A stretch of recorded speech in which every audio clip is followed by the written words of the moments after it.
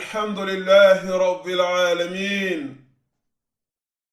قيوم السماوات والأراضين إله الأولين والآخرين وأشهد أن لا إله إلا الله وحده لا شريك له وأشهد أن محمدا عبده ورسوله صلى الله وسلم عليه وعلى آله وأصحابه وسلم تسليما كثيرا أما بعد. أيها الناس، جاء في الصحيحين عن أنس بن مالك رضي الله عنه قال: جاء رجل إلى رسول الله صلى الله عليه وسلم فقال: يا رسول الله، متى الساعة؟ يا رسول الله، متى الساعة؟ قال: وماذا أعددت لها؟ وماذا أعددت لها؟ عباد الله، يدل هذا الحديث على أهمية الاستعداد ليوم المعاد، يوم يقوم الناس لرب العالمين، يوم لا ينفع مال ولا بنون إلا من أتى الله بقلب سليم. ويقول ربنا في كتابه الكريم: يا أيها الذين آمنوا اتقوا الله ولتنظر نفس ما قدمت لغد واتقوا الله إن الله خبير بما تعملون ولا تكونوا كالذين نسوا الله فأنساهم أنفسهم أولئك هم الفاسقون. لا يستوي أصحاب النار وأصحاب الجنة، أصحاب الجنة هم الفائزون. Anas ibn Malik radiyallahu anhu, le célèbre disciple du prophète sallallahu alayhi wa sallam, lui qui était son homme de main et qui est resté à son service pendant 10 ans, rapporte qu'un homme un jour est venu trouver le messager d'Allah sallallahu alayhi wa sallam et il lui a demandé: Ya Rasul Allah, mata sa'a, ô messager d'Allah, quand donc aura lieu la fin des temps? Quand donc aura lieu le jour du jugement? Et le prophète sallallahu alayhi wa sallam lui a répondu: Wa madha a'dadta laha, mais qu'as-tu préparé pour ce grand jour? Mais qu'as-tu préparé pour l'heure? Qu'as-tu préparé pour ce jour, le jour de la résurrection? Et ce hadith de grande valeur nous montre en toute clarté l'importance de se préparer au jour du retour vers Allah. Ce récit prophétique rapporté par les imams Al-Bukhari et Muslim attire notre attention sur l'importance de se préparer au jour de la résurrection. Ce jour durant lequel les gens se tiendront debout devant le Seigneur de l'univers. Ce jour où ni l'argent, ni les biens, ni ton nombre d'enfants, ni ta famille, tes proches, ni ta position sociale ne te sera d'aucune utilité quelconque si tu ne te présentes pas à Allah avec un cœur saint, avec un cœur purifié de la mécréance, de l'associationnisme, du polythéisme et des grands péchés. Et Allah, qu'il soit glorifié et exalté, nous dit dans son noble livre, dans la sourate 59, versets 18, 19 et 20, يا أيها الذين آمنوا اتقوا الله ولتنظر نفس ما قدمت لغد واتقوا الله إن الله خبير بما تعملون ولا تكونوا كالذين نسوا الله فأنساهم أنفسهم أولئك هم الفاسقون لا يستوي أصحاب النار وأصحاب الجنة أصحاب الجنة هم الفائزون. Allah nous dit dans ces nobles versets, en traduction relative et rapprochée du sens, ô vous qui avez la foi, craignez Allah, prémunissez-vous vis-à-vis d'Allah, et que chaque âme observe attentivement ce qu'elle a préparé pour demain. Et craignez Allah. Certes, Allah est parfaitement connaisseur de tout ce que vous faites. Et ne soyez pas comme ceux qui ont oublié Allah. Allah leur a fait oublier leur propre personne. Ceux-là sont les grands désobéissants, les pervers. Et ne sont pas égaux les gens du feu et ceux du paradis. Les gens du paradis sont ceux qui ont véritablement réussi. إذن يقول الله عز وجل يا أيها الذين آمنوا اتقوا الله يا أيها الذين آمنوا اتقوا الله أي يا أيها المسلمون أيها الذين صدقوا الله ورسوله وعملوا بشرعه خافوا الله واحذروا عقابه بفعل ما أمركم به وترك ما نهاكم عنه.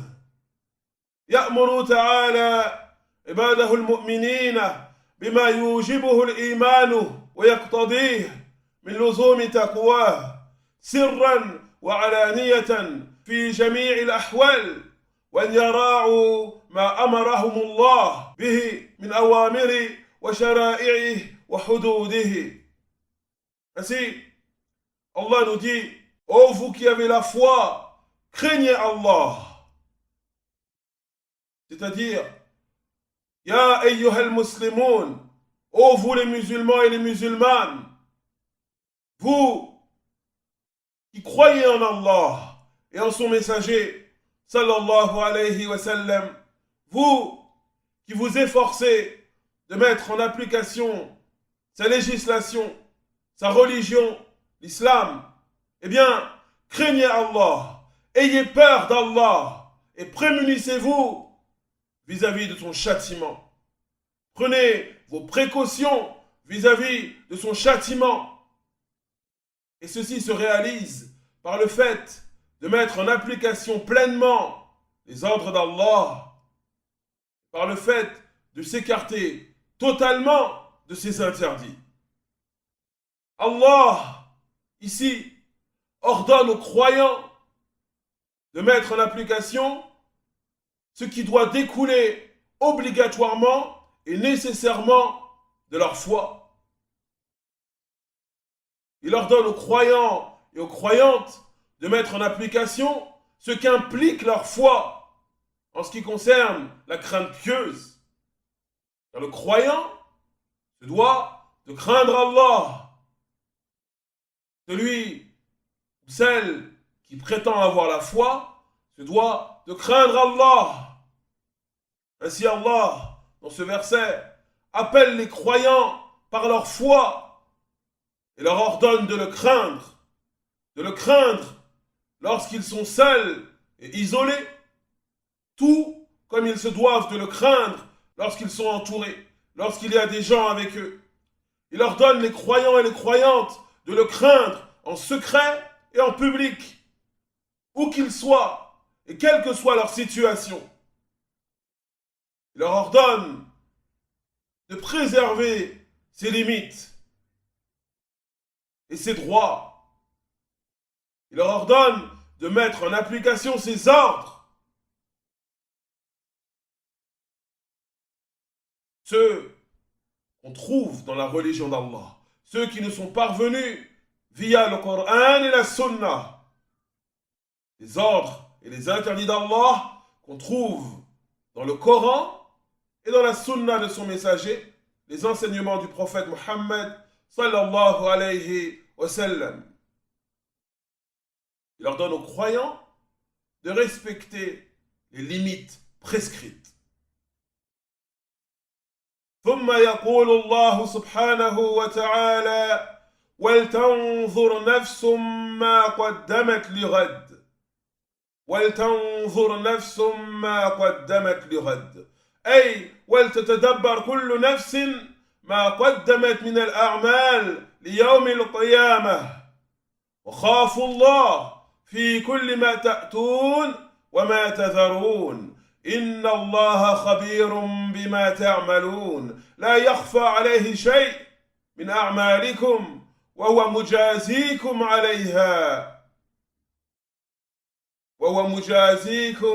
عليها فهذه الآية الكريمة ولتنظر نفس ما قدمت لغد أصل في محاسبة العبد نفسه. Puis Allah nous dit, dans le verset 18, il nous dit, en traduction relative et rapprochée du sens du verset, et que chaque âme observe attentivement ce qu'elle a préparé pour demain.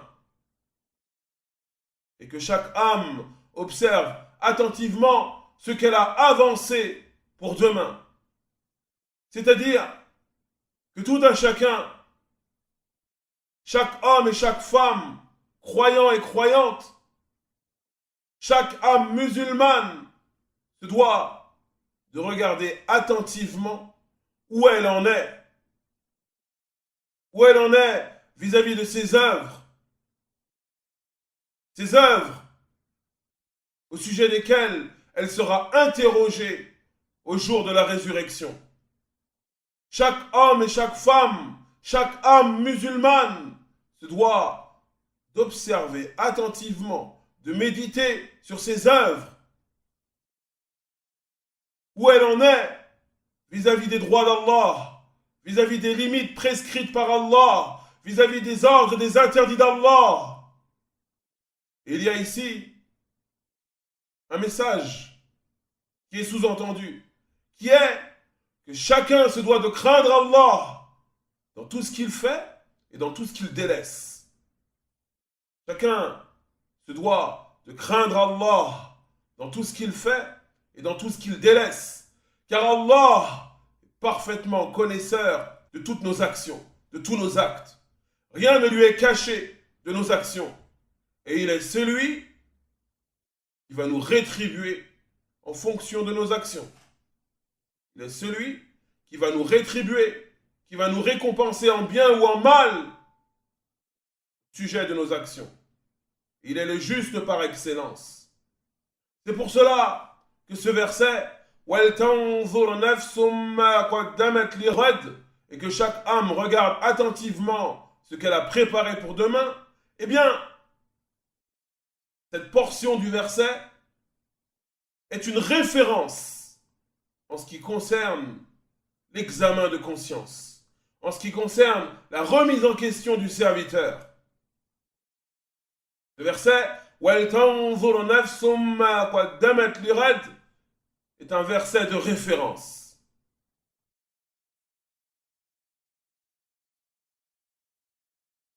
عباد الله، هذه الآية الكريمة أصل في محاسبة العبد نفسه، فإن رأى زللا تداركه بالإقلاع عنه وتوبة النصوح والإعراض عن الأسباب الموصلة إليه، وإن رأى نفسه مقصرا في أمر من أوامر الله يعالجه ببذل جهده واستعان بربه. ومن حافظ على تقوى الله ونظر لما قدم ليوم الدين يوم القيامة فاستحق جنات النعيم والعيش السليم مع الذين أنعم الله عليهم من النبيين والصديقين والشهداء والصالحين. Ainsi, ce verset est un verset de référence. en ce qui concerne l'examen de conscience, en ce qui concerne le fait de faire le bilan de sa vie et de ses œuvres, en ce qui concerne le fait de regarder où on en est concrètement vis-à-vis de nos œuvres, de nos actes, de nos actions. Et le serviteur qui fait cela, comme le dit le noble cheikh Abdul Aziz ibn Baz, rahimahullah ta'ala, celui qui regarde attentivement où il en est, il va constater qu'il a beaucoup de choses à corriger et à rectifier. Il va constater qu'il a beaucoup de choses à corriger et à rectifier. Et celui qui constate cela, celui qui constate qu'il a des péchés, celui qui constate qu'il a des fautes à corriger, eh bien, qu'il les corrige et qu'il se repente sincèrement à Allah. Et également, qu'il coupe les voies qui mènent à commettre ces péchés. Les voies qui l'emmènent à commettre tel ou tel péché, il se doit de les bloquer, de les couper. Souvent, on souhaite mettre fin à telle ou telle déviation qu'on a, ou à tel ou tel péché qu'on commet, mais on ne met pas fin aux choses qui nous emmènent à sombrer dans ces choses-là. On ne coupe pas les voies qui nous emmènent à commettre ces péchés. C'est pour cela que le serviteur, non seulement doit cesser ses fautes, mais également, il doit obstruer les voies qui l'emmènent à commettre tel ou tel péché. Et si le serviteur voit qu'il a des lacunes concernant un ordre d'Allah, concernant ses actes d'adoration par exemple, eh bien, il doit corriger cela en déployant ses efforts, en prenant sur lui-même et en cherchant l'aide et le soutien de son Seigneur, Allah subhanahu wa ta'ala.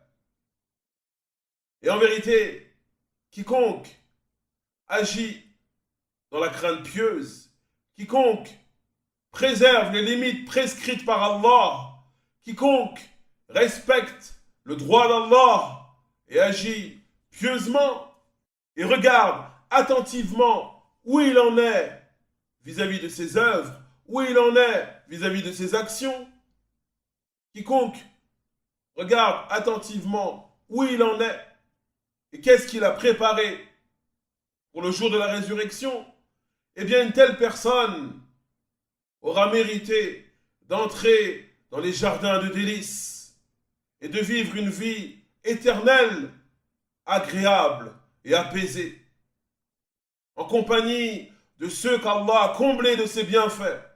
Et ce sont les prophètes, les véridiques, les martyrs et les pieux.